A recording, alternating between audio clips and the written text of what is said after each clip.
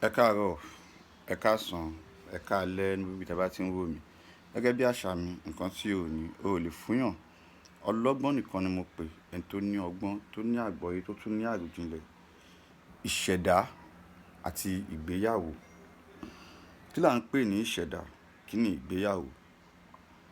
Ẹ rí, inú ọdún tuntun la wà yìí. Mo wo àná tó jẹ́ Monday tó jẹ́ ọjọ́ iṣẹ́ tí everybody bẹ̀rẹ̀ iṣẹ́. Mo rí pé people were too serious yesterday. Everybody serious pé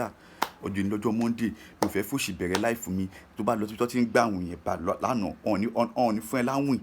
Lánàá, àná ni Monday, àná ni iṣẹ́ bẹ̀rẹ̀, àná ọjọ́ ajé. Ọjọ́ ajé àkọ́kọ́ nínú ọdún tuntun. So ẹlòmíì máa gbé mission spirit pé ọmọ ọdún tuntun, mi fẹ́ serious pẹ̀lú life mi. Mi fẹ́ inú ọdún yìí January a serious, February a serious. Tó bá ti wá ń serious yẹn, mission tó ti ń gbé lọ láti serious yẹn. Tó bá ti wá di February, March, April, a tún wá máa relate pé mi ò lè para mi o.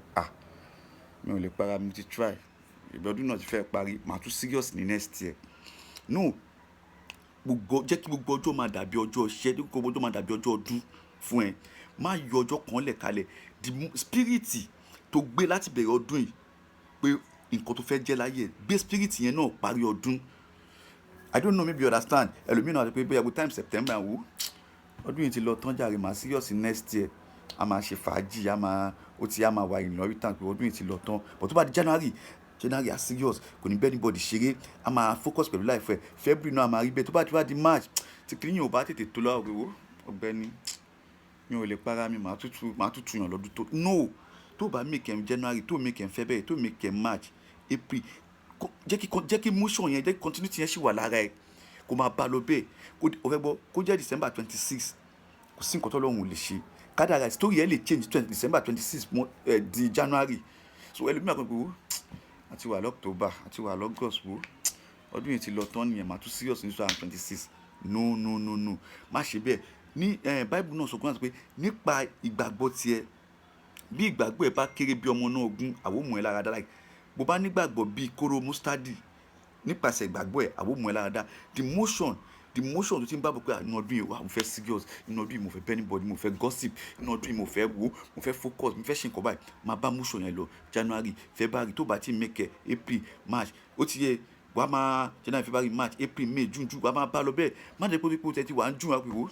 nǹkan tí mi ò rí ń June yìí jẹ́ ń wo July. Tó bá ti mú July jẹ́ ń wo l'August. Tó bá ti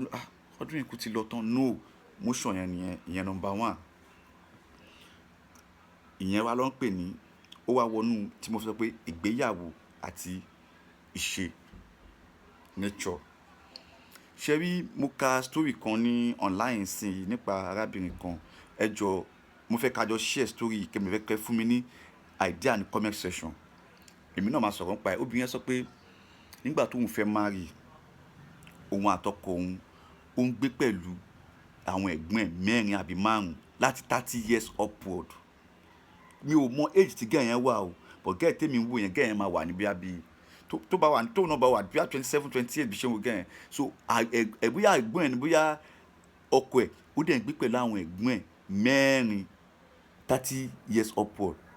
Gẹ́ẹ̀ yẹn wá ní àwọn ọjọ́ ládéhùn pé tó bá ti fẹ́ mi sí, bá ti kó wọlé o, àwọn ẹ̀gbọ́n ẹ̀ máa fún wa láyé o. Bọ̀bọ́ yẹn dẹ̀ nóhun ti gbọ́. Gẹ́ẹ̀ yẹn mò mọ bí ilé yẹn ṣe, bí i 2 bedroom flat ní, bí i 3 bedroom flat, bí i máa palace ní mi ò mọ̀. Ó ní gbogbo jíjẹ, gbogbo mímu òun lòun ti lè ṣe. Títí gbà tóun wà nínú oyún, kíní yẹn ti wọ̀ òun lọ́rùn. Àwọn ẹ̀gbọ́n ọkọ òun, wọn ò kúrò nínú ilé.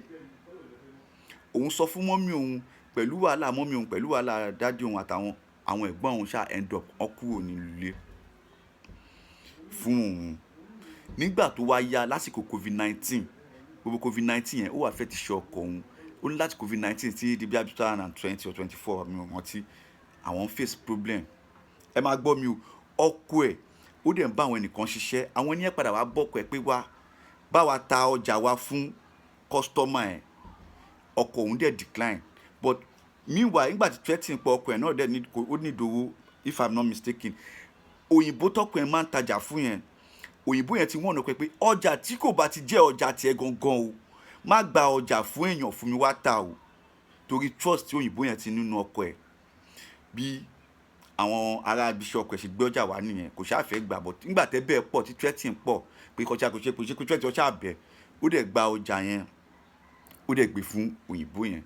Nígbà tó máa di àsìkò tó òyìnbó yẹn tó yẹ kó sanwó fún ẹni yẹn, àwọn tó wá gbé ọjà fún ọ wá pe òyìnbó yẹn direct pé àwọn làwọn lọ́jà, àwọn ni kóhun send owó sí. Bóyìnbó yẹn ṣe pè nìyẹn pé ọ̀gbẹ́ni wá fún pé mo sọ fún ẹ pé kó má gbé ọjà wá máa dìlé owó kò ní san. Báwọn tí bí ṣe bẹ̀rẹ̀ sí threatening òyìnbó nìyẹn, òyìnbó wá send owó threatening ẹ máa wá àwọn yẹn o, àwọn yẹn wá threatening ọkọ ẹ̀ lọ́wọ́ ni pé ọlọ́pàá wá sọ fọ́kọ ẹ̀ pé kó report sí police station. Ọkọ ẹ̀ wá sọ fún ìyàwó pé òun fẹ́ kó ń lé o, òun ò ní padà dé mọ́. Ó díẹ̀ ló ní láti jọ yẹn báyìí sí yìí àti ọkọ òun ò wálé. Bóyá ọlọ́pàá ti gbé ni bí ó sá kó ń lé ni ó pa fóònù, but àwọn family ọkọ ẹ̀ wọ́n ń rí iṣẹ́ ẹ̀. So torí nǹkan tó ti ṣẹlẹ̀ láàrin wọn pé òun lòun lé àwọn family ọkọ òun kó ń lé yẹn, àwọn family ọkọ òun ò wá yà sí mọ́. So psychologically bóyá àwọn family ìyàwó family ọkọ tó sọ pé ọ̀gbẹ́ni tó ti pé gẹ́ yìí bad luck ni. So ọ ti wá kó ẹ̀yìn òun àtọkọ ẹ̀ sí àwọn òun pẹ̀lú ọmọ méjì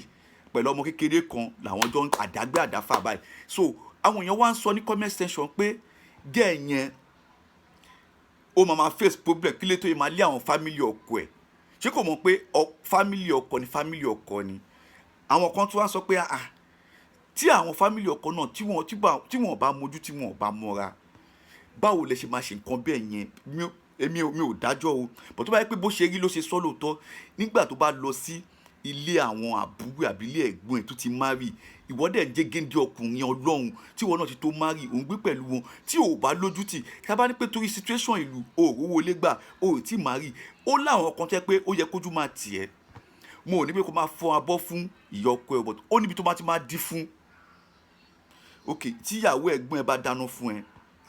tó bá dé ìjọ ìyá kìíní ẹgbàá mo bá yín àkọ́bá ìbò ìgbà mi ò yá jẹ́ filé ẹ̀jẹ̀ ń bá yín ṣe lé, kò ṣe pé o gọ o bá ṣe kọ́, but àwọn bàbá ọkọ mi máa jókòó báyìí wọn ò níṣẹ́ wọn ò lábọ̀, ìyàwó ló máa ṣe tàárọ̀ á ṣe tọ̀sán á ṣe talẹ́ ọ̀dẹ̀ máa nọsẹ̀ tó bá tún wá ọ̀tún máa ṣeré lọ́ máa dé lálẹ́ torí pé ọkọ àbúrò wọn àbẹ̀gbọ́n wọn ló ń ra oúnjẹ sílé. Obìnrin tó ń dáná fún yín yẹn tọ̀sán tòru yẹn náà ṣé ẹrú ló wá ṣe ń lé yín ni? Ṣé ẹrú ló wá ṣe ń lé yín ni? Lóòótọ́ ó lè wà rántí pé kí àbúrò ní change kó dẹ̀ gbalẹ̀ kóhun àtàwọn ẹ̀gbọ́n ẹ̀dẹ́jọ́ máa gbé. The more tí mo ti sọ̀kàn pé mo fẹ́ marry tí àwọn ẹ̀gbọ́n mi náà tí wọn ò bá lójú tì, ó yẹ kó mọ̀ pé bóyá èmi náà máa bá pé ẹ wá lọ dáwó kẹ lọ gba ilé kẹ máa no. Àwọn ẹlòmíì dẹ̀ wà kókè nínú ẹ̀yin mẹ́rin méjì lè lọ kókó ẹyọ kan, mẹ́ta lè lọ kókó méjì, ẹ̀yin méjì yẹn náà ẹ má jẹ́ kíyàwó yín ní ìyàwó ẹ̀gbọ́n yàgbà kó ní fílìsì pé òun ń bá yín gbé. Àwọn kan tí ẹ kẹ àwọn ìgbà míì wà ní pé obìnrin máa fẹ́ wà pẹ̀lú boyfriend àbọ̀kọ ẹ̀ tó bá fẹ́ fúyà rẹ̀ but torí tú àwọn àbúrò ọkọ àwọn ẹ̀gbọ́n kò ní lè fúyà rẹ̀. Ṣé ẹ̀ mọ obìnrin gbà míì obìnrin máa fẹ́ wà nílé pẹ̀lú àwọn night gown something sexy pẹ̀lú ọkọ ẹ̀ náà but torí pé òun gbé pẹ̀lú àbúrò àbẹ̀gbọ́n kò ní free. Àwọn obìnrin mọ̀ kọ́ bọ̀ ìwọ tó wá jẹ́ ẹ̀gbọ́n tó jẹ́ àbúrò náà tó ń gbé bẹ́ẹ̀ ó yẹ kó tí làákà yóò bá sọ fún ẹ ó yẹ kí ìwọ náà náà ọkọ tó máa fi máa di fún ìyàwó ẹ̀gbọ́n àbí ìyàwó àbúrò ẹ̀. Story tí mo kà ní online nìyẹn gẹ́yìn wá lóhun fèsì ẹ̀ báyìí àwọn family ọkọ kẹ̀dẹ̀rẹ̀ wọ́n dẹ̀ ń connect pẹ̀lú ọmọ wọn but torí nǹkan tí gẹ́yìn ti ṣe fún wọn nígbà yẹn ọ̀n dá sí mọ́ ọ pé òun ni ẹsẹ̀ ni ò da òun ni bad luck fún family wọn. láyé yẹn màtí ta ló jẹ̀bi? ibi òun mẹ́rin tó jẹ̀bi ọ̀bọ̀ tó bá ní kémi dájọ́ obìnrin yẹn ó jẹ̀bi kò tún jẹ̀bi torí number one nígbà tó ti dé nígbà tí ọkọ ẹ ti sọ fún ẹ pé òun máa lé wọn kí ló dé tí ò ṣe jẹ́ kó lé wọn náà kí ìwọ tó kó wọlé. Nígbà nǹkan tí ò bá ti ní bẹ̀rẹ̀ nǹkan tí ò bá ti ní parí má bẹ̀rẹ̀ mo máa ń sọ nǹkan tí ò ní ò lè fún yàn tó bá once tí ìwọ àti ọkùnrin bá ti agree láti wed tẹ fẹ́ ṣe marry tó fẹ́ máa gbé gbé tọkọ tìyàwó tó bá ti fún ní rules ẹ tó bá ti accept ẹ fún ẹ tẹ bá ti ń lò tó bá bridge rules ẹ ní àárín tètè jẹ́ kó máa mọ̀ má adapt along the line tó bá adapt tó bá fún ọkọ anybody eating tí àwọn family ẹ bá lọ wọn ò ní mọ̀ pé àdéhùn láàrin wa àti ẹ̀ ni ọmọ gbogbo ẹ̀ orí ẹ̀ lọ́ máa dálé gẹ́gẹ́ bí obìnrin orí ẹ̀ lọ́ máa dálé náà. Àwọn tó dẹ̀ ń fèsì nǹkan tí mo sọ yìí pọ̀ wọ́n ní Tinubu arúgbó ẹni tí bá sọ fún ló máa mọ̀ online yìí àwọn ẹlòmíì ń bo nǹkan mọ́ra torí ẹ̀ máa ń wá àwọn obìnrin mi àtọ́kí tó bá ń wá sọ́ọ̀nà tó máa ṣe dáradára ẹlòmíì wà ó bí pé fọ́ọ̀n tóun nílò online lòun fi ń pa tẹ bá mọ story ẹlòmíì wọ́n ní pé àìrìn jìnnà láìra abúkẹ́ ọ̀kẹ́rẹ́ tó bá tún gbọ́ tẹlòmíì wàá tún dúpẹ́. Òṣùpá fi kọ́ ni pé wèrè gan máa ń dúpẹ́ tó bá rẹ́ni tí ó sì á dúpẹ́ pé ẹ̀mí òun ṣì wà ẹni tí ò rí jẹ ó máa ń dúpẹ́ tó bá rí wèrè tó bá gbọ́ story ẹlòmíì story ẹ tún ṣẹpẹrẹ ẹlòmíì nǹkan tẹ́lòmíì ń bò lára ẹlòmíì obìnrin ni lójú but ọkùnrin ni nínú tẹ bá rí nǹkan tó ń ṣe ọkùnrin mi ò lè ṣe mọ́ láyé ẹ̀ àwọn ìpínlẹ̀ máa ń wò náà mo tún ká tó àwọn ìyá ọkọ let me tell you something ayé àtijọ́ ni one má tó yí pé bóyá o lówó àbí o ṣe kinní kan tí ọmọ ẹ bá mú ìyàwó wálé tí ò bá láìkì ìyàwó yẹn number one pé ọmọ ẹ kò sọ fún pé ò láìkì ẹ tọmọ ẹ bá dẹ̀ insist tó bá ní pé òun lòun máa fẹ́ number one n fẹ́ kó tó bá ní pé òun lòun máa fẹ́ tó bá ní pé number one kó tó ní pé kó má fẹ́ fún ní 1 2 3 points ní pé nǹkan báyìí nǹkan báyìí nǹkan báyìí tó pé wọ́n ní nǹkan tí àgbàlagbà rí lórí ìjókòó tí ọmọdé bá gorí àkàsọ̀ kò ní ever rí so tó bá pé ọmọ ẹ bóyá ọkùnrin ni bóyá obìnrin ni pé má fẹ́ lágbájá má fẹ́ tàmẹ̀dò fún ní reason tangible reason kó dẹ̀ tún fún ní expo kó tún fún ní future as your first sight tó bá ní pé no fi wọ́n lẹ̀ má gbé sí ojú fún ìyàwó ọmọ àbọ̀kọ ọmọ ẹ pé ò nífẹ̀ẹ́ ó má dàgbọ́ máa kú torí o lè ever balẹ̀ wọn jẹ́ mo gbọ́nu story tẹ́ pé ìyá ó ti torí pé kò láìkì ìyàwó ọmọ ẹ̀ ó dẹ̀ fẹ́ lẹ́fà ó dẹ̀ fẹ́ ọkọ fún ọmọ ẹ̀ láìfọ ọmọ yẹn dẹ̀ ti bàjẹ́ báyìí tó dẹ̀ pé àwọn méjèèjì nífẹ̀ẹ́ ara wọn ìyá ló dàbí igi wọ́rọ́kọ́ tó ń dáná rú yes àwọn ọmọ sí i wọ́n ní o lè fipá mẹ́ṣin lọ sí odò o lè fipá fún lómi o lè pé ọmọ ẹ jókòó lóòótọ́ kó sọ fún ọmọ ẹ pé nǹkan báyìí nǹkan báyìí nǹkan báyìí nítorí ẹni sì ẹ má misquote mi o tí ọmọ mi bá ṣì wà lọ́ndà mi tó wà ní under my roof máa control ẹ̀ máa pàṣẹ fún kò sí bóyá lè ṣe wọn bí ẹ dá wọn bí ẹ rí but tí bá ti pé bóyá o ti dá tó ọwọ́ ẹ ti tẹ́tí tó wá ń lọ tó ń lọ tí bá pè ẹ́ ṣàkíyèsí tó bá ní pé no ọ̀n lé ọmọ burúkú fẹ́ kùn pàjẹ́ o èmi máa pè ẹ́ máa fún ẹ ní reason máa fún ẹ lẹ́spó máa rọ́ ìtàn fún ẹ màá dẹ̀ tún sọ àwọn kan tó bá rí pé no màá fiẹ́lẹ̀ mo ò ní kọ́ ẹ lọ́mọ màá ṣáà máa guideline ẹ pé kẹ́mi ẹ̀ ṣáà máa bọ̀ sí kí ẹ̀mí ẹ̀ máa bọ̀ sí but kí ló pé ó máa pẹ́ kó kálọ̀mbùẹ́là tó mọ̀ pé ẹrù lòun ó dìgbà tójò bá dá kálọ̀mbùẹ́là tó mọ̀ pé ẹrù lòun dì ìgbẹ̀yìn ló ń dolóko àdá tó bá sọ tí ò bá gbọ́ but guy tó bá sì wà lọ́ndà roof mi I can control you yes tó bá yẹ pé mi ni ẹyẹ àwọn máa control ẹ so ẹ jọ gbogbo ẹ̀yin ìyá yìí bàbá tẹ́ pé tí ọmọ yín bá mú obìnrin wá tí ẹ bá ti like ẹ tẹ́ bá fún yín tẹ́ bá ti torí kíní yẹn ṣì affect àwọn relationship kan àwọn marriage kan ẹ̀yin máa dàgbẹ́ máa lọ ẹ máa hatred ti wà láàrin ọkọ àti ìyàwó mi tó yẹ pé ìyá tó dẹ̀ da ogun wà láàrin lẹ̀ ìyá yẹn ò sí láyé mọ́lẹ̀ ni but ó ti bí báwo lẹ́yìn sọ ni pé egbò àdáàjì náà ni ẹ̀yin ìyá yìí ẹ jọ̀ọ́ lóòótọ́ àárín nǹkan tẹ rí o but nǹkan tá a bá ní pé a fẹ́ ohun tó bá wọn mọ́ jẹun pọ̀ mọ́ ẹ̀yin àgbà náà lè sọ bẹ́ẹ̀ kó tó ṣe bí òwe ohun tó bá wọn mọ́ jẹ kò ń pọ̀ mọ́ ẹ kọ́ guide wa ni kó má mẹ́mi wa lọ kó má mẹ́mi wa lọ bẹ̀tẹ̀ bá ti ṣú ẹ̀ jù báwo lọ yẹn sọ náà mọ̀lá ọmọ tẹni kó má fẹ́ yẹn ṣe mọ̀ bóyá ọmọ olórí ọmọ ni tó bá padà tí òun ló máa ọmọ yín lọ́wọ́ ẹ máa káwọ́ sẹ́yìn ọmọ tẹ wá lọ ti sọmọ yín lọ́rùn yẹn òun ló bá padà ṣekú pa ọmọ yín it's nature ṣe wọnú marriage ṣe wọnú nature mò ń wo àwọn kan tí bá gbọ́ àwọn story kan irú gẹ̀ tí mo ka story ẹ̀ lọ́nà yẹn tó bá pè nǹkan tí gẹ̀ yẹn kọ sí online ló tọ̀ òótọ́ ni kó má jà ọlọ́run ọba ó máa rescue ẹ̀ àwọn ọmọ ẹ̀ ò ní kú àwọn ọmọ ẹ̀ ò ní rùn ọlọ́run ọba tọ́ àwọn ọmọ ẹ̀ but tó bá jẹ́ pé lóòótọ́